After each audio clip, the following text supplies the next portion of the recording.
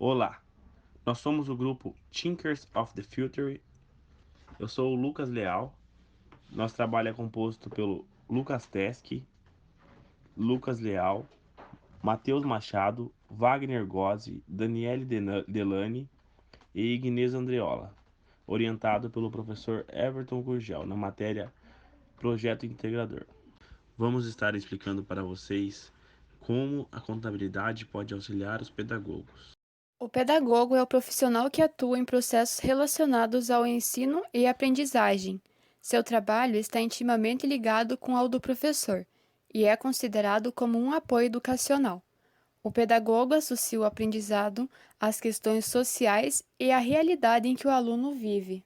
O pedagogo pode elaborar materiais pedagógicos que auxiliem os professores durante as suas aulas e também pode ministrar cursos de capacitação pedagógica a fim de trazer novos métodos para os professores para inovar as suas aulas. Por exemplo, paródia de músicas, músicas infantis com encenação de dedoches ou sucatas. Áreas de atuação dos profissionais da pedagogia. Um profissional da pedagogia ele vai bem além de um professor. Ele pode trabalhar com consultoria e assessoria educacional para escolas, faculdades, cursos. Ele pode trabalhar na gestão escolar, né, educação especial, que é educação para portadores de necessidades especiais. Pode trabalhar com edição e criação de materiais didáticos, formação de ensino à distância, desenvolvimento de atividades educacionais em organizações não governamentais, que seriam ONGs, desenvolvimento de atividades educacionais e treinamento para funcionários de empresas, que seria a pedagogia empresarial, trabalhar na área educacional de hospitais, museus, bibliotecas, treinamento na área educacional, trabalhar com brinquedotecas e também ser um psicopedagogo que é responsável por identificar os transtornos que dificultam o aprendizado das crianças. Bom, qual que é a média salarial de vocês? A gente pegou aqui uns dados aqui, tentou fazer uma pesquisa para tentar tirar uma média aqui para estar passando para vocês. Essa média salarial, ela varia muito, vai variar de cidade para cidade, de estado para estado, e varia conforme o emprego, né? A gente pegou aqui quanto ganharia mais ou menos. Ali a gente tem um salário mensal ali, com o piso salarial, um salário mensal de 2.293,22, com um salário por semana de 573,30, salário ali por hora de R$ 12,08. A média salarial ali, a gente pegou ali uma média de 2.512,59, com um salário por hora de R$ 13,24. Tem o teto salarial, que seria o máximo, né, que consegue ganhar atuando nessa área. Um teto salarial de R$ 6.233, salário ali por hora de R$ 32,84. Salário ali por tipo de empresa. Como vocês têm bastante segmentos para estar trabalhando, tem também diferenças desse salário dentro desses segmentos. Tem ali um ensino fundamental, uma jornada de 38 horas com um piso de 2.513 ali, uma média de 2.750 reais. Atividade de associação de defesa de direito social, a média já vai para 2.396. Educação infantil, para trabalhar na creche, no CMEI, 1.987,72. Tem outros serviços ali, a média ali mais ou menos de R$ 3.000 ali também. Tem ali a educação superior, né, para dar aula na graduação, né, uma média de 2.487 ali. Lembrando que essas médias é que nem eu falei, né, elas vão variando conforme estado para estado, cidade para cidade, e também lembrando que como vocês são pedagogo, vocês conseguem trabalhar às vezes em outros lugares também, né, então não vai ser só esse salário às vezes. A gente pegou ali também quanto ganharia um pedagogo em Cascavel, para tentar fazer uma pesquisa aqui. A média aqui em Cascavel é de um salário mensal de R$ 1.512,92, salário ali por hora de R$ 8,10, com o teto ali também, um teto salarial de R$ 2.513,71. Salário inicial para um pedagogo recém-formado. De acordo com uma pesquisa, nessa pesquisa que a gente pegou ali, um pedagogo recém-formado na faculdade, ele pode ter um salário mais ou menos de R$ 1.856 mensais para uma jornada de trabalho de até 38 horas semanais. Esse salário ele vai mudando, né, conforme o nível de conhecimentos que você vai adquirindo, com experiência que você vai conseguindo, daí ele pode estar aumentando, né? Concurso. Os profissionais eles também podem almejar um emprego no público através de um concurso, né? O salário de um pedagogo concursado, ele já sobe para mais de R$ 3.000 ali, em média, para uma jornada de 34 horas semanais. Tributos sobre a remuneração. Vamos falar um pouquinho sobre os tributos que incidem sobre o pedagogo atuando como pessoa física. Um dos tributos é o INSS. Nós trouxemos para vocês essa tabela, que é a nova tabela, que ela passa a valer a partir do dia 1º de março de 2020. O que mudou? Bom, antes existiam apenas 3 alíquotas que incidiam na arrecadação de INSS. Hoje são 4. E quem ganha mais vai estar pagando mais do que quem ganha menos. Antes, quem ganhava de 0 a 1.600 pagava 8%. Hoje, quem ganha de 0 a um salário mínimo vai estar pagando apenas 7,5%. Quem ganha de 1 a 2 vai pagar 9%. Quem ganha de 2 a 3, 12%. Quem ganha mais do que 3 salários mínimos vai estar contribuindo com 14%. O FGTS, o Fundo de Garantia por Tempo de Serviço. Ele foi criado em meados de 1967 pelo governo federal, a fim de proteger o trabalhador demitido sem justa causa. Tem direito ao FGTS todo trabalhador brasileiro com contrato de trabalho formal, regido pela CLT, e também empregados domésticos, temporários, avulsos, trabalhadores rurais, safreiros e atletas profissionais. O FGTS é constituído de contas abertas em nome de cada trabalhador na Caixa Econômica, quando o empregador efetua o primeiro depósito. Em conta vinculada, o saldo formado pelos depósitos mensais efetivados pela instituição, que correspondem a 8% do salário pago ao funcionário, acrescido da atualização monetária e de juros. Esse saldo só pode ser sacado em momentos especiais, como a aquisição da casa própria, construção, liquidação ou amortização de dívida vinculada a contrato de financiamento, aposentadoria, demissão sem justa causa e em caso de algumas doenças graves. Todos os cidadãos com rendimento acima de um valor determinado precisam prestar contas à Receita Federal anualmente. O que é o imposto de renda? Ele é um tributo cobrado pelo governo federal sobre ganhos de pessoas e de empresas, de modo que aqueles que possuem renda maior pagam mais tributos, enquanto aqueles com renda menor pagam menos. Na lista de rendimentos tributáveis entram ganhos como salários, aluguéis, prêmios de loteria e investimentos. Na declaração do imposto de renda, também há algumas despesas que a gente pode estar abatendo, como, por exemplo, despesas médicas, despesa com educação, contribuição à previdência social e também a privada. Aqui a gente tem uma tabela do imposto de renda que mostra a renda mensal, a alíquota do IR correspondente e a parcela a deduzir. Quem recebe até R$ 1.903,98 está isento de contribuir com o imposto de renda. Mas e quem recebe R$ 1.903,99 já deverá pagar 7,5% sobre o valor? É exatamente por isso que existe a parcela a deduzir. Ou seja, o valor encontrado do cálculo de 7,5% sobre a renda mensal da segunda faixa, descontando a parcela a deduzir, irá corresponder aos mesmos 7,5% sobre o valor que exceder o teto da faixa anterior, que neste caso é R$ 1.903,98.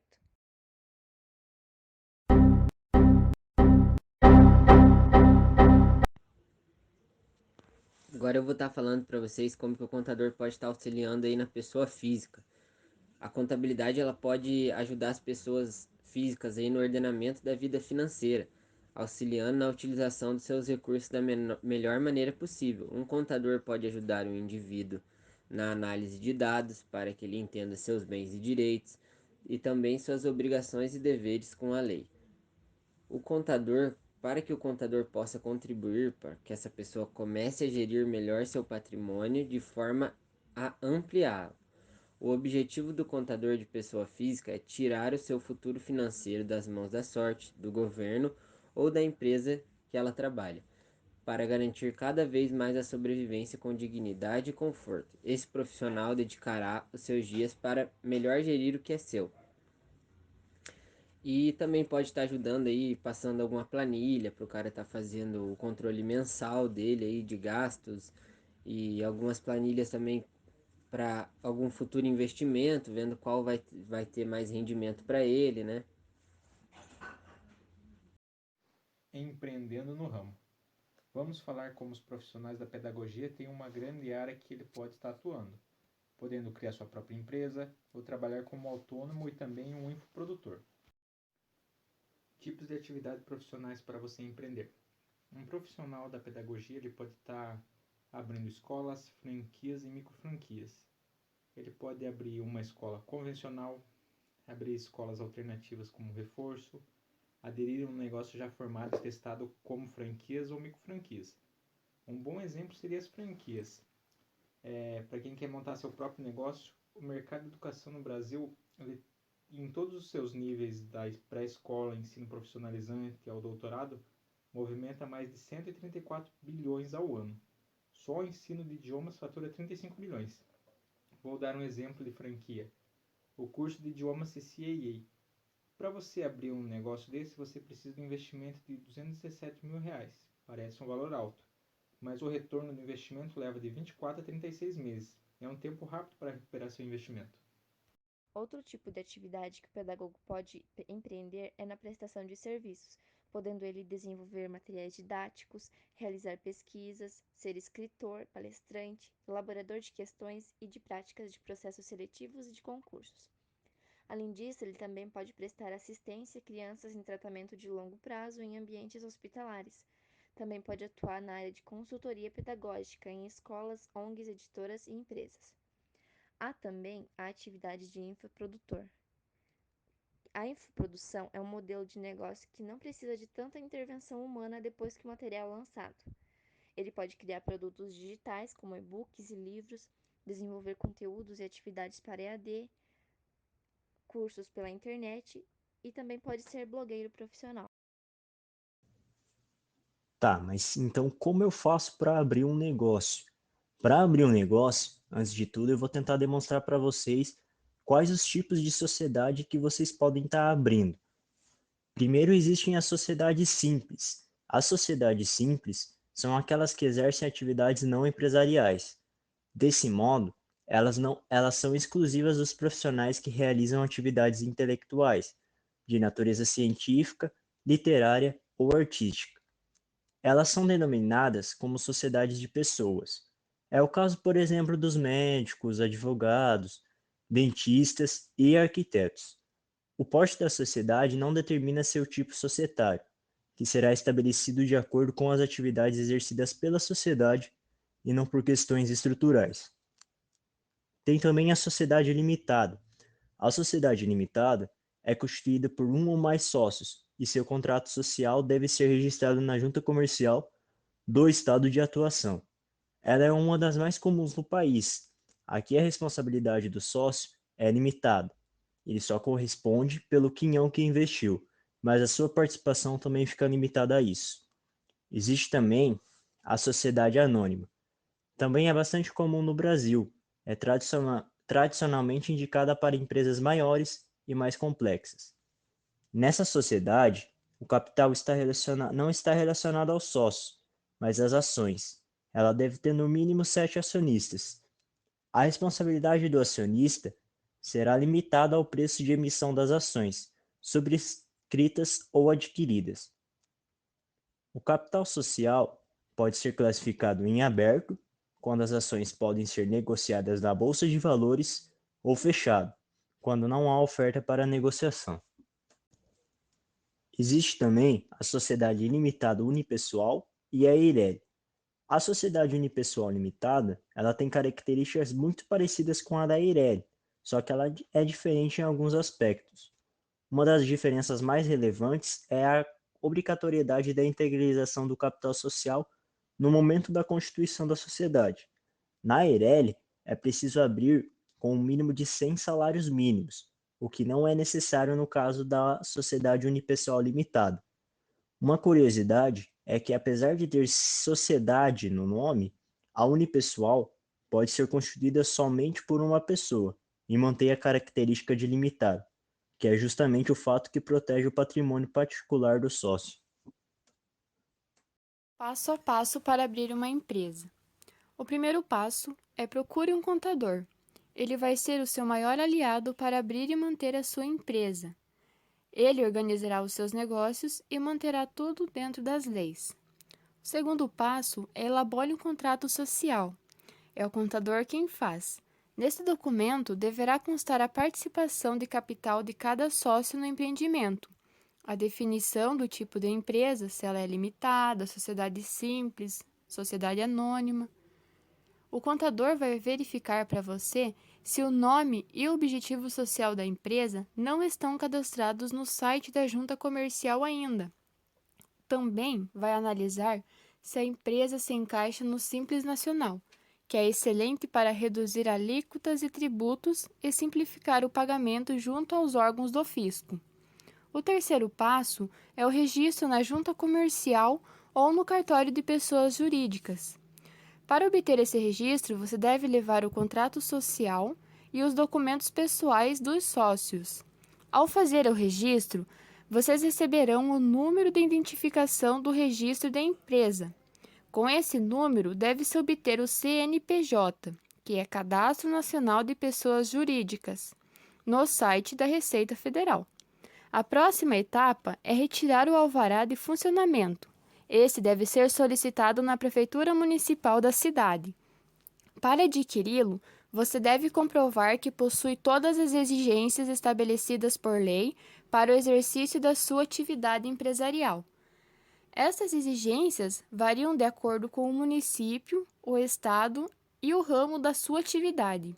Com o alvará em mãos, você já estará apto para abrir as portas do seu negócio.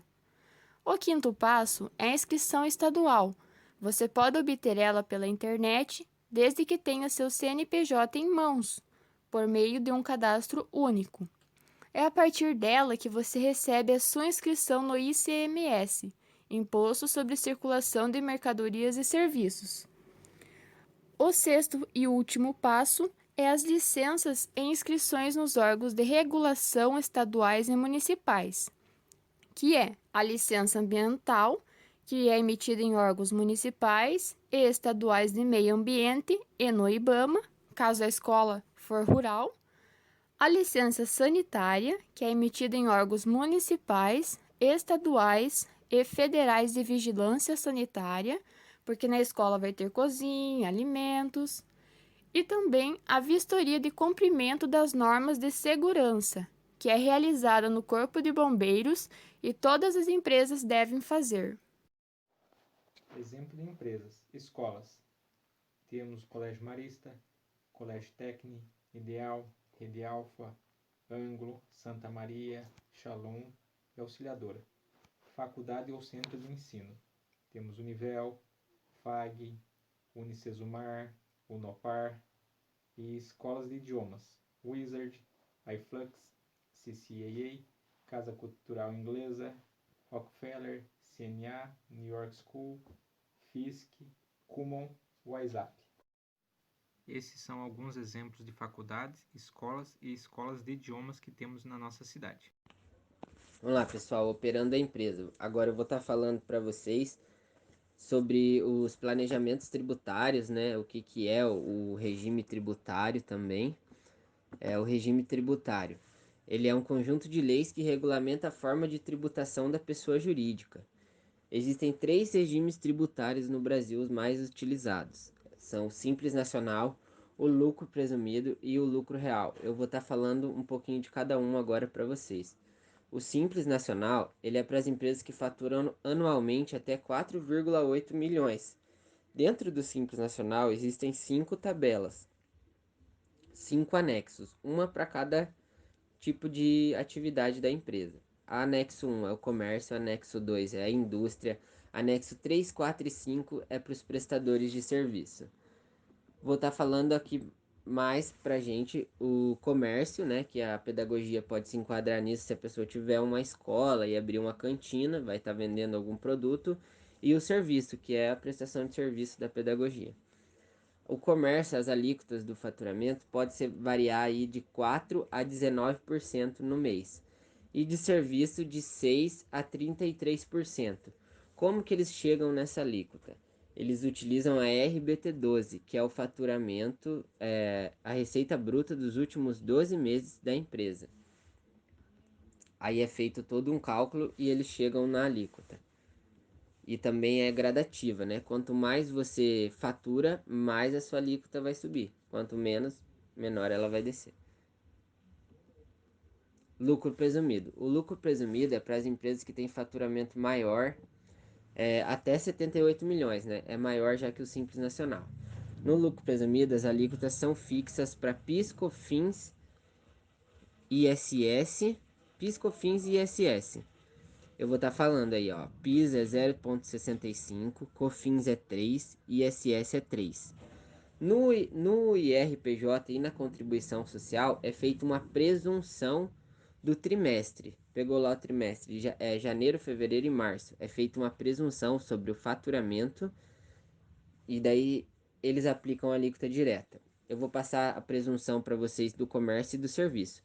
No comércio, a presunção sobre os 3 últimos meses do faturamento da empresa é de 8%, aí você aplica a alíquota direta do IR, que é 15%, e no serviço, a presunção do faturamento dos últimos 3 meses, você aplica 32% e aplica a alíquota direta a 15%. Na contribuição social, você vai estar aplicando a presunção para o comércio de 12% e a alíquota direta de 9%. No serviço, você vai estar aplicando a presunção de 32% e a alíquota direta de 9% também. No lucro real, o lucro real, todas as alíquotas são fixas. Só que no lucro real você não faz uma presunção sobre o seu faturamento. Ele é calculado os impostos sobre o lucro da empresa mesmo, no determinado mês, período, ano, conforme for definido aí com o contador. A alíquota do PIS é 1,65, do COFINS é 7,5, do ISS é 3, da contribuição social é 9 e do IR é 15. Agora eu vou falar um pouquinho para vocês das particularidades aí na tributação das escolas, instituições, o que vocês pensam em abrir aí, né? Se você quiser abrir uma empresa de ensino superior, uma faculdade, no Simples Nacional, ele vai ter uma particularidade aí na tributação. Ele vai ter o fator R. O que é o fator R? Ele tem como objetivo estabelecer o anexo de tributação das empresas prestadoras de determinado serviço, que poderá ser o anexo 3 ou o anexo 5. No anexo 3, sua alíquota vai ser menor. No anexo 5 vai ser maior. Você vai estar pagando mais. O fator R ele é o resultado da relação da equivalência entre a folha de salários de uma empresa comparando a sua receita bruta. Ou seja, eles pegam a folha salarial da empresa dos últimos 12 meses e a receita bruta dos últimos 12 meses. A tributação vai ser determinada pelo anexo 5, sujeito ao fator R. A atividade será tributada pelo anexo 3 quando o fator R for igual ou superior a 28%. Ou seja, se o faturamento da empresa for igual ou superior a 28% do que ele paga na folha, ele vai estar pagando pelo anexo 3. E se for menor, ele vai estar pagando pelo anexo 5. Agora eu vou falar um pouquinho da particularidade das creches, ensino fundamental, ensino médio e superior. Também aqui para a tributação no lucro real. No lucro real, as creches, ensino fundamental, ensino médio, elas têm a seguinte particularidade na tributação do PIS e do COFINS. A lei estabelece que as receitas decorrentes das prestações de serviço do ensino médio, o ensino fundamental, superior ou a creche, elas se rejeitem ao regime cumulativo das contribuições. Ou seja, ela vai pagar conforme o lucro presumido, né? Não vai poder se creditar de nenhuma nota de entrada, nenhuma despesa para bater o imposto, vai ter que aplicar a alíquota de 0,65 e 3, igual ao presumido. As únicas escolas ou instituições aí de ensino que vão estar podendo utilizar 1,65 e 7,5, que realmente é a alíquota do lucro real, são as escolas técnicas. Essas vão estar podendo aplicar a alíquota mesmo do lucro real. É isso aí, pessoal. Relatórios realistas para a tomada de decisão. O contador também pode ajudar na gestão com os relatórios que produz. Afinal, balanços patrimoniais e demonstrações do resultado do exercício, conhecido como DRE, são retratos fiéis da saúde financeira da empresa. É a partir destes relatórios que você consegue ter uma visão mais precisa do seu empreendimento, e isso ajuda também a estabelecer objetivos mais focados. O contador pode ajudar na gestão financeira da sua empresa, sendo o profissional que faz o levantamento dos dados brutos que a empresa envia para a contabilidade. Ninguém melhor que nós, contadores, para te auxiliar no seu empreendimento. Então, você pode optar por escolher uma empresa contábil da sua confiança, porque é ela quem sempre te auxiliará e fará com que seu negócio fique de portas abertas. Através dos relatórios que o contador produz, pode-se identificar qual a saúde financeira da sua empresa. Esses relatórios podem ser usados para você conseguir mais capital através de financiamentos, que podem ser de bancos ou de terceiros. As empresas de capital aberto, por exemplo, vendem suas ações muitas vezes apenas baseadas nos seus balanços que são apresentados. Área trabalhista e previdenciária. O seu contador pode ainda ser um aliado quanto às questões trabalhistas e previdenciárias, cuidando da sua folha de pagamento e do recolhimento dos seus tributos. Além disso, com o apoio do contador, você também pode se prevenir de possíveis ações trabalhistas, realizando todas as obrigações dentro da legislação vigente. Burocracia e legislação. E por que não considerar que o contador pode ajudar na gestão, retirando o empresário da tarefa de lidar com a parte burocrática? Afinal, você não iniciou seu empreendimento com o objetivo de ficar horas do dia tentando compreender a legislação, não é mesmo? Muito menos. Pode perder tempo conferindo prazos para pagamento de impostos e identificando se sua empresa está enquadrada corretamente. Então, deixe que o profissional contábil cuide de toda a parte burocrática para que a sua atenção esteja no que é importante, ou seja, no desenvolvimento da sua empresa. Tá brincando comigo, pegadinho? Não, tô brincando, falando sério. Riscos do negócio. Ao se abrir uma empresa, seja em qualquer ramo, podemos nos deparar com alguns riscos. O que devemos focar não é como fugir deles, mas sim em como criar forças para superá-los. Aqui estão elencados alguns riscos ao se abrir uma empresa no ramo de educação e também alguns riscos gerais. A incerteza. A incerteza, seja ela em relação ao sucesso da empresa ou à inserção do negócio no mercado. São as dúvidas de como começar um empreendimento e como mantê-lo. Investimentos financeiros. É o planejamento sobre os custos de implementação. É preciso ter uma reserva mínima para se manter no início da inserção do empreendimento no mercado. Definição de preço. Quanto cobrar para não sair no prejuízo? Deve haver um equilíbrio entre o que o consumidor pode pagar e o valor que dará lucro à empresa. Captação de alunos. É preciso ter estratégias, não só com o marketing, mas também construir uma marca forte que seja reconhecida. Recrutamento de mão de obra qualificada. É preciso ter em mente que para cumprir com esse quesito deve haver um custo mais elevado, porém necessário, já que isso tudo faz a diferença também na captação de alunos, na imagem da empresa. Esse recrutamento da mão de obra qualificada não se encaixa apenas no ramo de educação. Em qualquer ramo que você for atuar, o recrutamento de mão de obra qualificada fará toda a diferença para a imagem da empresa. Para a imagem e para o trabalho que vai ser prestado, o serviço prestado e o trabalho exercido. A escolha da metodologia. Escolher métodos inovadores, capazes de acelerar o aprendizado e acelerar o desenvolvimento da instituição. Não é uma tarefa muito fácil. É por isso que deve-se pensar bem antes de escolher a metodologia que vai ser utilizada pela empresa. Bom, pessoal, sim, aí foi então o nosso projeto. Queria agradecer pela atenção de vocês. Espero que a gente tenha conseguido passar as informações de um jeito bem claro, que todo mundo tenha conseguido entender. E é isso aí. Muito obrigado, então, pela atenção de todo mundo.